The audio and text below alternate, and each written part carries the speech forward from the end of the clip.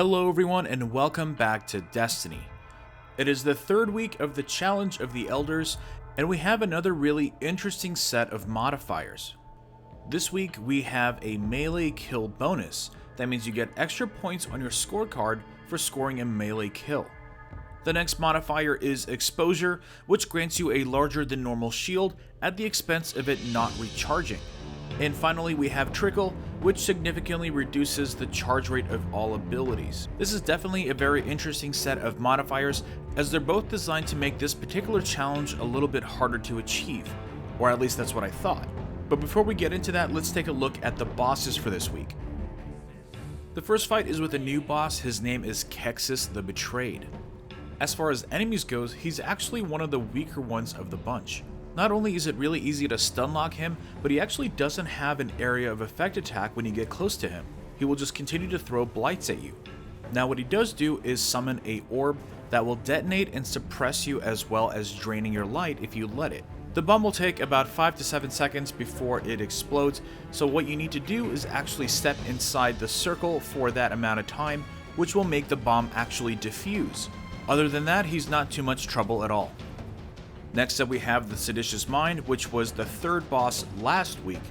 There's nothing of note this time around either, so just stay out of his area of effect attacks and you should be fine. Finally we have Wretched Knight, another new boss. All he does is summon those big taken bomb thingies all around the edges of the map, making it so you can't really hide away. So either avoid the bombs or just run through all of them to set them off and get rid of them. Now as far as the melee modifier this week, the best luck I had was with the Sunbreaker Titan. It was all thanks to Stoke the Forge, which not only reduces your Sunstrike's cooldown, but also instantly recharges it when you get a kill. And of course I recommend pairing that with Simmering Flames, which makes your melee ability recharge twice as fast when your super is full. Now of course you can also have a lot of fun with a Striker with Overload and Transfusion, and I've also seen some pretty good Defender builds as well, but in my experience, nothing can beat the Sunbreaker. For Titan exotics, I recommend an insurmountable Skull Fort for that second melee charge.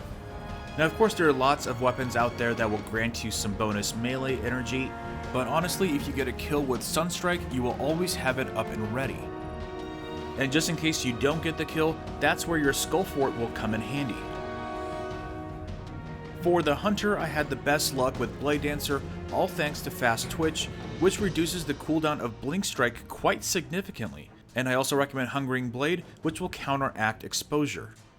Exotic pairings I recommend include the Sealed Ahamkara Grasps, which grant you a second melee, or the ATS-8 Tarantella, which further speeds up your melee charge.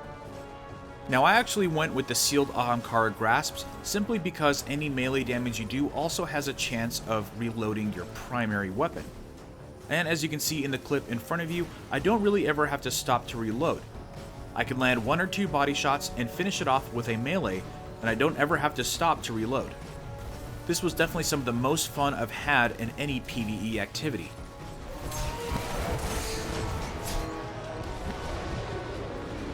Also, the Blade Dancer has an advantage above all other subclasses, and that is that kills with Arc Blade also count as a melee kill. Next up we have the Warlock, which I found to be a little bit frustrating for the most part. If you're going with Sunsinger, Radiance is really going to be your only saving grace. And I recommend Song of Flame just to help the rest of your team counteract Trickle. I also recommend Flame Shield with Scorch just to give you a little bit extra protection with Exposure on. But I actually had the best luck with Stormcaller, thanks to a few perks starting with Rising Storm, which lends you more melee energy. But the key is feedback. Incoming melee attacks fully recharge and intensify your Thunder Strike. Exotics I recommend include the Claws of Ahamkara to grant you that second melee charge, or if you're going with Sunsinger, I recommend the Heart of the Praxic Fire. Now to use feedback, you do have to get pretty close to your enemies. Now this can be a little bit tricky to do simply because you don't really want to take a whole lot of damage with Exposure on, so you'll have to proceed with caution. Overall this week was pretty fun, but I do wish we had Brawler instead of Trickle. That would have just been absolutely insane.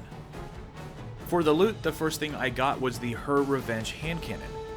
I've been warming up quite a bit to hand cannons in year 2, and I'm actually making a video on hand cannons after the April update, so look for that later this week. But anyways, the one that I got has spray and play and third eye, not too bad. Next up I got Tachyon Rage, the fusion rifle, but I'm not too big on fusion rifles, so this will make some nice infusion fuel. And finally I got the Nightmare rocket launcher. Now this rocket launcher does have a very large blast radius and mine drop with grenades and horseshoes, so I might actually end up using it. Anyways, what are your thoughts on this week's Challenge of the Elders modifiers? Leave them in the comments below. Drop a like if you can, and subscribe for more Destiny content. And I will see you all next time.